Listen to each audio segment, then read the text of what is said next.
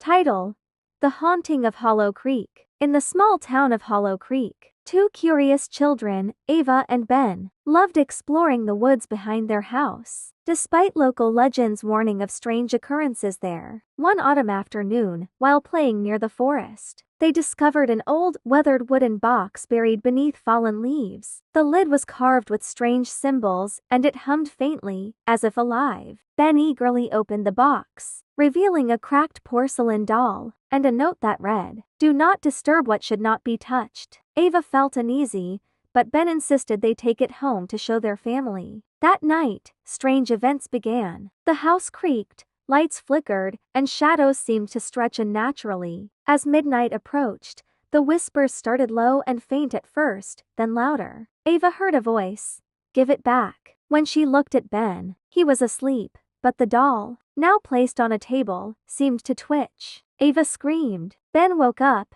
dismissing her fears. "You're imagining things," he said, but when he turned to look, the doll was no longer on the table. It was standing on the floor, its eyes glinting eerily. The room grew colder, and the door slammed shut. The whispers turned into a chant, "Give it back. Return it to the forest." Panicked, Ava grabbed Ben's hand. "We need to go back now." Together, they ran to the woods, the doll clutched tightly in Ben's arms. As they reached the spot where they had found it, the air grew thick, and a dark figure emerged from the shadows. It was tall, thin, and surrounded by mist. In a voice that chilled them to their bones, it spoke, "You've disturbed the balance. The price must be paid." Terrified, Ava dropped the doll at the figure's feet. The figure vanished, and an eerie silence fell over the forest. The trees stood still, and the oppressive atmosphere lifted. They turned and ran back home, shaken to their core. The doll, the box, and the shadowy figure were reminders that, the next day,